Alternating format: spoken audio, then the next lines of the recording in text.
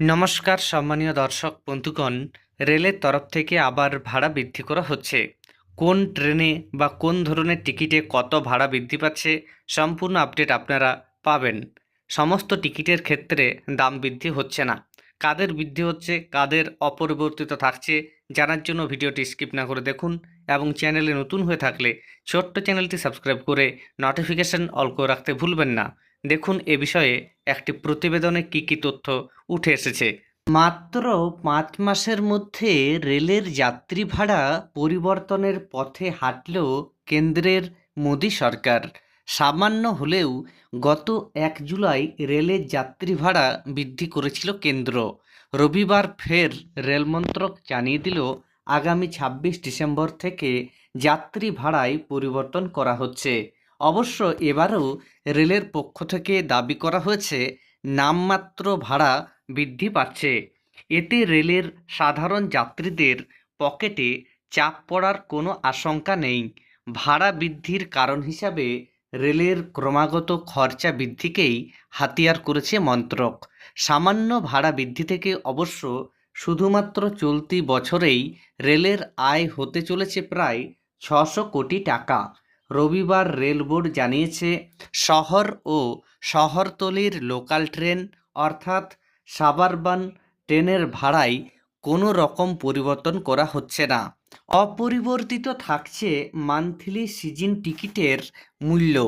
তবে দূরপাল্লার mail express ট্রেনের এসি এবং নন এসি ক্লাসের যাত্রীদের আগামী ২৬ ডিসেম্বর থেকে প্রতি কিলোমিটারে ২ পয়সা করে বাড়তি ভাড়া গুনতে হবে।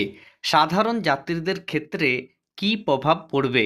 যেমন দিল্লি থেকে কলকাতা রেলপথে দূরত্ব কম বেশি ১,৫০০ কিলোমিটার। সেক্ষেত্রে এই রুটে যাত্রীদের অতিরিক্ত প্রায় ৩,০০০ পয়সা বা ৩০ টাকা ভাড়া দিতে হবে। আবার কলকাতা থেকে উত্তরবঙ্গের রেলপথে দূরত্ব কম বেশি ৬০০ কিলোমিটার। এক্ষেত্রে এসি এবং নন এসি ক্লাসে যাত্রীদের অতিরিক্ত প্রায় ১,২০০ পয়সা অর্থাৎ ১২ টাকা ভাড়া মেটাতে হবে।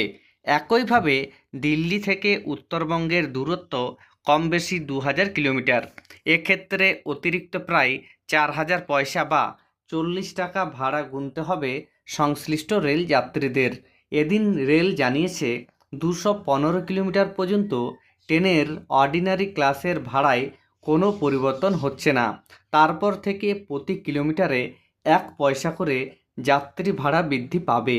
প্রসঙ্গত, গত ১ জুলাই থেকে রেলের ভাড়ায় যে পরিবর্তন হয়েছিল তাতে মেল এক্সপ্রেস ট্রেনের নন এসি ক্লাসে প্রতি কিলোমিটারে ১ পয়সা করে ভাড়া বেড়েছিল, তা এবার বৃদ্ধি পেয়ে প্রতি কিমিতে ২ পয়সা করা হচ্ছে।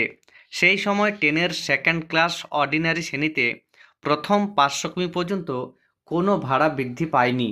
স্লিপার ক্লাস অর্ডিনারি এবং ফার্স্ট ক্লাস অর্ডিনারি শ্রেণীতে প্রতি ২ কিমি ১ পয়সা করে ভাড়া বেড়েছিল।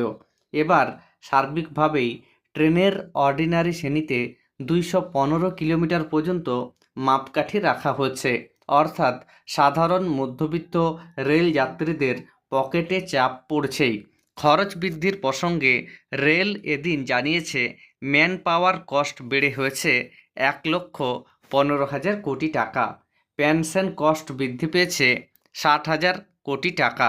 ২০২৪-২৫ আর্থিক বছরে সামগ্রিক পরিচালনগত খরচ বেড়ে হয়েছে ২,৬৩,০০০ কোটি টাকা।